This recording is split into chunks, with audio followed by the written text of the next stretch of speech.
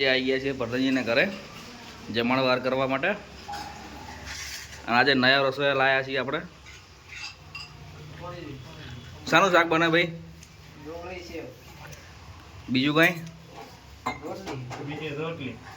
પેલું ગાયનો જે બળે લ્યા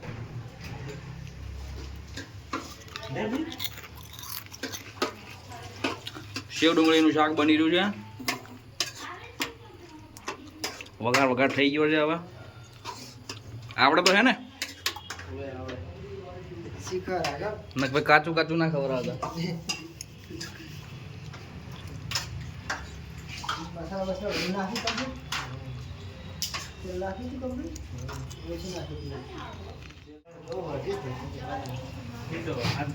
ખાવા વાળા માણસો છે ને, પણ 1 2 3 4 5 6 જણા ખાવા વાળા છે એટલે તું જોયે ને. સેવ નાખી, સેવ ચા ઉતાર દે લે.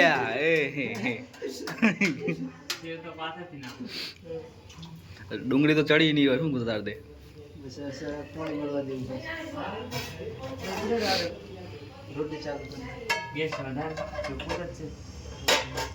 ના એટલું બરાબર છે, ધીમે ધીમે ચડવા દે.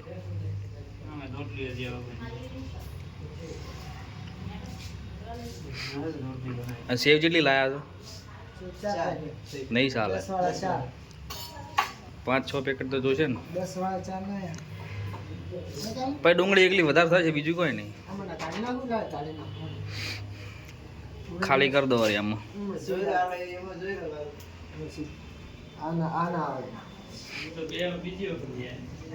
રોટલી બનવાનું ચાલુ થઈ ગયું છે હવે આ બાજુ.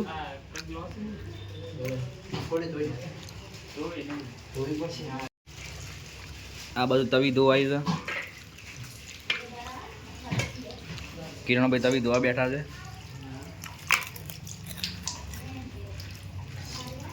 રસોયા નવા લાયા, ટાઈમ પર રસોયા સ્પેશિયલ ગામડાથી બોલાયા છે. બહુ ટાઈમથી વેકેશન પર હતા. ચાલી રહી છે આટલી સેવ તો બહુ થઈ ગઈ.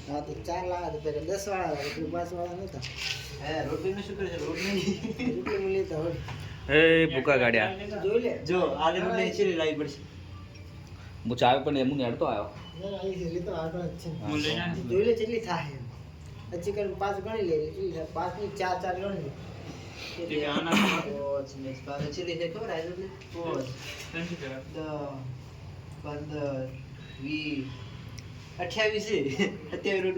એક જણાને 6 ગણી લો અંદાજે. નોણી નોણી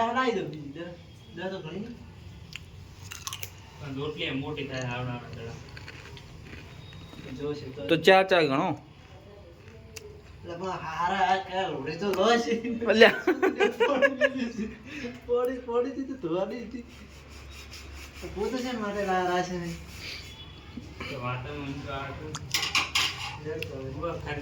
આ તારે સારું હો, કોઈને હોશિયાર તો નહીં.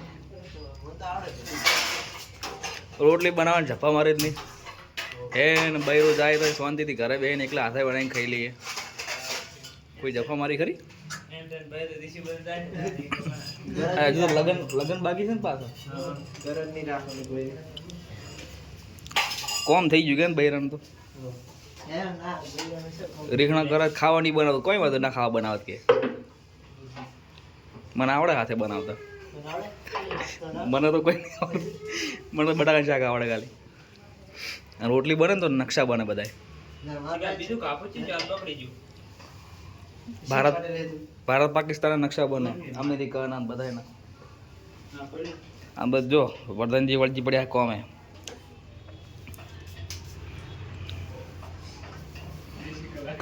વાળવા મળ્યા છે. લાવો તમે રોટલી જેવી બનાવો હોય એવી બનાવી દઉં. ગુળ નહીં બનતી.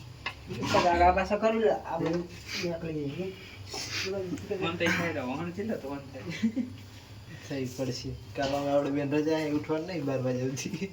તમારે રવિવાર રજા ને? મારા મજ છે હો બધા.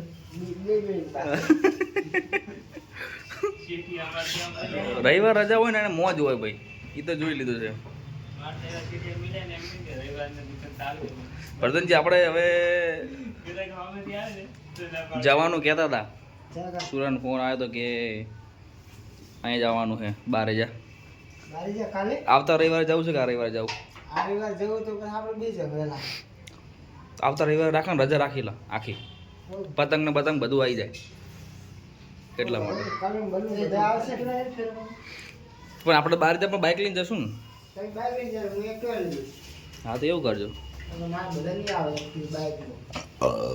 તમારે એક્ટિવા જોશે